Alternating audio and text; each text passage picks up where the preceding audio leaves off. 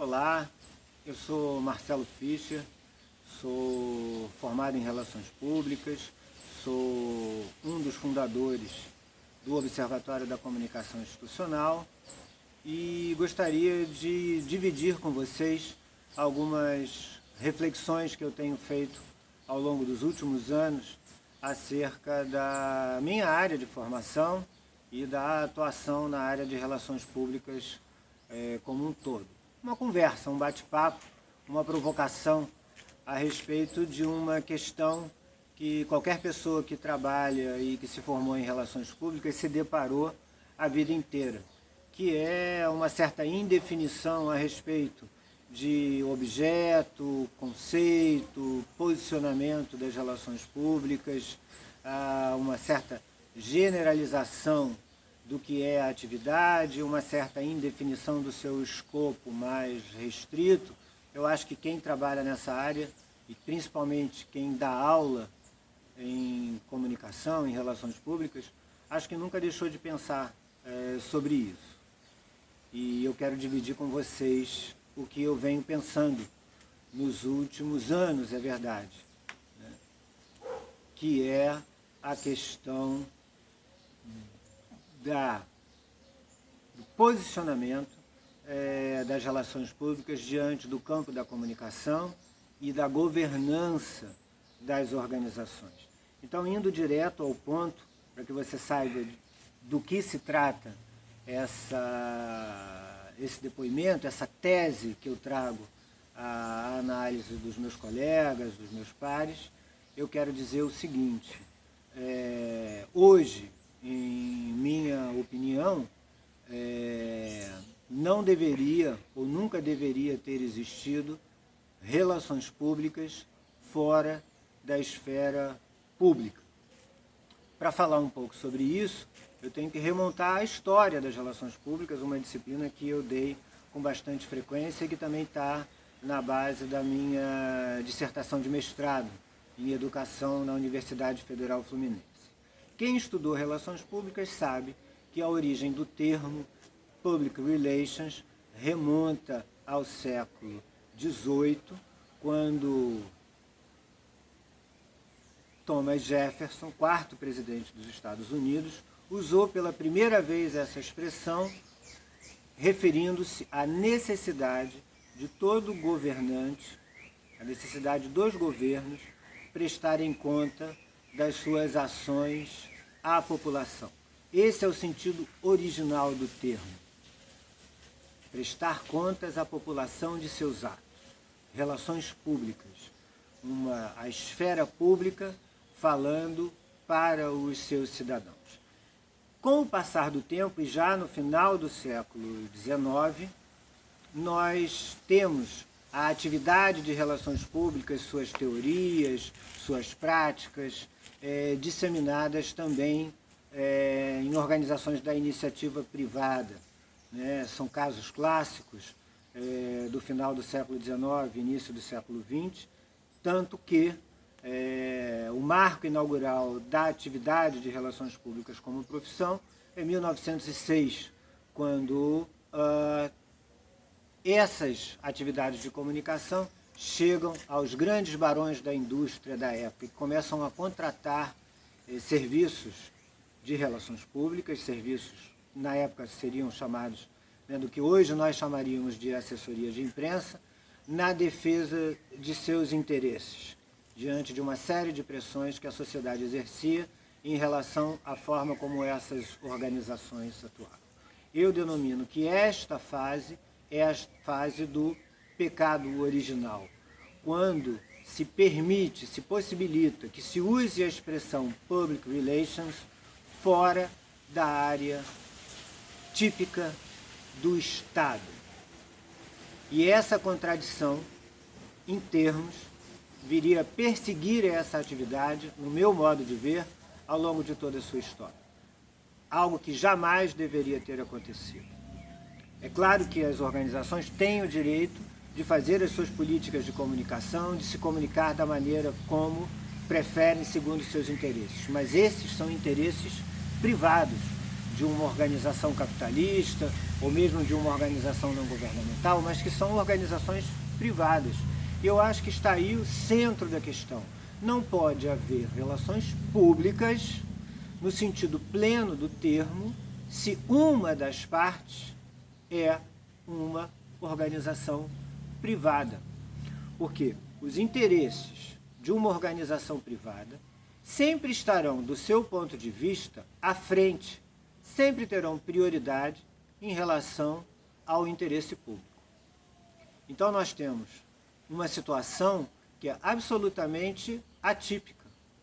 Duas partes se oferecendo ao público em nome do interesse público, sendo que uma delas defende claramente e sempre, e em primeiro lugar, o seu interesse como organização privada, como não poderia deixar de ser.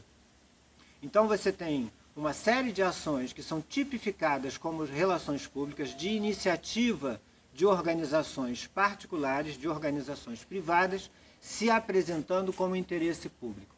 E me parece óbvio, não parecia antes, mas me parece óbvio hoje que isso é uma contradição insanável. Numa organização privada, os seus interesses próprios sempre virão à frente dos interesses públicos ou dos interesses do público, por mais que possa parecer algo diferente. Tudo que uma empresa é obrigada a fazer, tudo aquilo que ela se dispõe a fazer, se não for regimental, não for da ordem da legislação, ela o faz porque quer fazer, de sua livre iniciativa, como costumamos dizer. E tipificar esse tipo de comunicação como relações públicas, numa analogia ou numa verossimilhança com um termo que nasce dentro da esfera pública, me parece que jamais chegará a um termo consensual a respeito do que é, do que se pode, dos objetivos e das consequências daquilo que é chamado de relações públicas. O interesse privado, numa organização privada, naturalmente, sempre virá primeiro. É aquilo que demanda, é aquilo que orienta a atuação de uma organização dessa natureza. Mesmo que ela seja sem fins lucrativos, ela está atuando, antes de mais nada, segundo suas próprias convicções particulares, próprias. E, na medida em que a gente passa a confundir publicidade, tornar públicas as informações sobre uma organização com propaganda, todas as comunicações com intenção e viés comercial, com aquilo que é de natureza pública, isso cria uma ilusão junto à audiência, junto às pessoas que são alvo dessa comunicação, a ilusão de que há uma certa isenção nesse tipo de comunicação, quando na verdade não há, nunca há. Não há por que se iludir.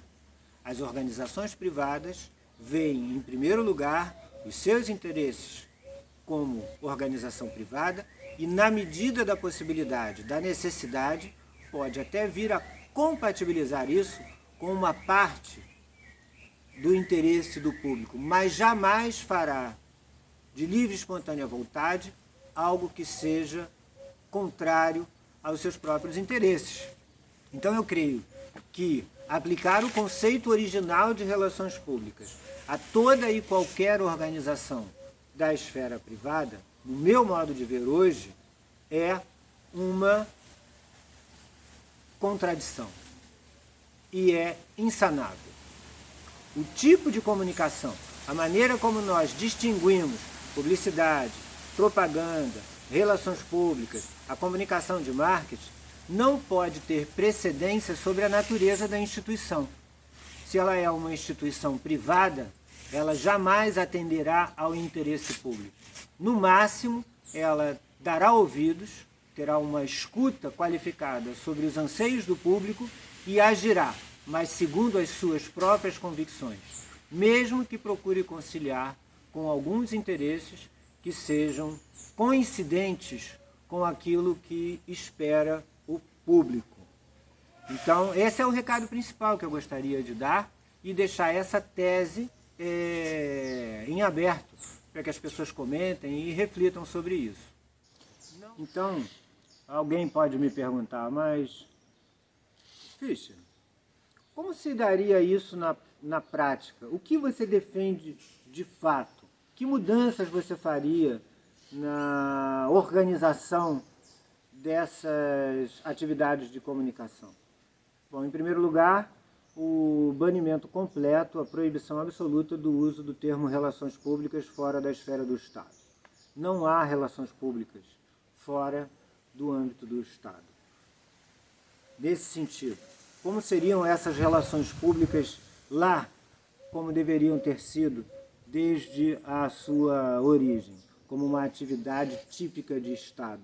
Só o Estado faz relações públicas, só o Estado é público falando para o público, é o público falando para o cidadão. E aí nós teríamos todo um sistema de fiscalização e de acompanhamento dessas comunicações de Estado que devem, na verdade, se ater aos relatos e aos fatos. Os relatos dos fatos. Não pode ser permitido a um governo a comunicação de fantasia, o uso de recursos de marketing ao se dirigir à população, exceto em casos muito específicos, talvez campanhas de saúde, campanhas educativas, mas não é permitido marketing, não pode ser.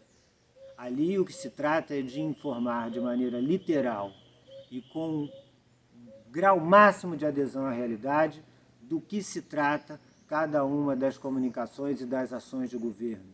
O relato, a atenção exclusiva ao fato, e isso feito por servidores de carreira, dentro da área de comunicação, profissionais concursados, dentro das estruturas do Estado, e seriam os principais e os únicos responsáveis por fazer a comunicação do Estado com a população. Colegiada, pensada, não pode ser uma comunicação que oriunde da vontade de influenciar ou direcionar ou rever ou influir na maneira como as pessoas pensam. A cada governo, os governantes de cada mandato, de cada período, claro, têm o direito a se expressar politicamente, se expressar livremente com a sua própria estrutura de comunicação. Mas o Estado deve ter uma estrutura de comunicação fixa, firme, estável e que fale a respeito daquilo que efetivamente é fato dentro do governo, inclusive com a liberdade e a independência de contradizer aqueles que estão em cargos executivos a cada gestão. Não é possível que a gente fique refém das vontades de cada governo para obter as informações que são de direito universal, para que a gente saiba o que de fato está acontecendo, o que aconteceu e como se comporta e que ações o governo desenvolve. No âmbito da esfera privada, o que eu vejo é a transferência daquilo que a gente chama hoje de comunicação institucional, área típica de relações públicas, para a esfera de um conselho de autorregulamentação, como hoje já acontece com a propaganda. Conselho Nacional de Autorregulamentação da Publicidade e da Propaganda. Concorrentes que se entendam sobre concorrentes e com os seus concorrentes a respeito das mentiras, das meias-verdades e das ilusões que propagam a população no âmbito de suas atividades produtivas. Isso não se confunde com relações públicas em sua acepção original. Para isso tem o Código Civil, tem a Justiça, tem uma série de recursos que o cidadão pode recorrer quando precisar se defender de qualquer comunicação enganosa, qualquer fantasiosa no nível da esfera privada. No campo da comunicação de Estado, nós deveríamos ter sim o Ministério Público das Comunicações e servidores de carreira concursados à frente das comunicações dos governos, das estruturas, dos ministérios, para que a população de fato pudesse ser bem informada e que não estivesse sempre sujeita às vontades eleitorais do governante de plantão. Comunicação de governo é uma coisa, a comunicação de Estado é outra. O governante faz marketing político, o Estado faz relações públicas e a iniciativa privada faz publicidade e propaganda. Essa divisão me parece muito mais promissora para a nitidez daquilo que tudo é veiculado à população do que o modelo que nós temos hoje, que atribui interesse público a instituições que têm, em primeiro lugar, interesses privados. Essa contradição não vai se sanar tipificando as comunicações ou simplesmente auditando a imagem das organizações, porque a imagem das organizações é muito mais resultado daquilo que elas falam, que tem repercussão global, do que aquilo que elas fazem efetivamente da porta para dentro. Então, é preciso separar, e pelo menos na esfera governamental, nós teríamos uma comunicação mais assertiva e mais próxima da realidade. Auditoria de realidade, é isso que precisa ser feito. O que está sendo dito corresponde à realidade? Sim ou não? Se não, efetivamente, não podemos ter comunicação excelente, não podemos ter produtividade em comunicação, não podemos falar em comunicação de qualidade, muito menos em comunicação pública. Nenhuma comunicação é pública se não for emanada de um sistema estável e contínuo. E para isso nós deveríamos ter a formação de relações públicas exclusivamente nos locais onde temos a formação de carreiras de Estado, análogas a auditores, análoga ao Ministério Público, análoga a outras carreiras que têm estabilidade para confrontar, se for necessário, o seu próprio contratante. Isso é liberdade de expressão. Não falar o que bem entende, a qualquer hora, abusando do poder econômico.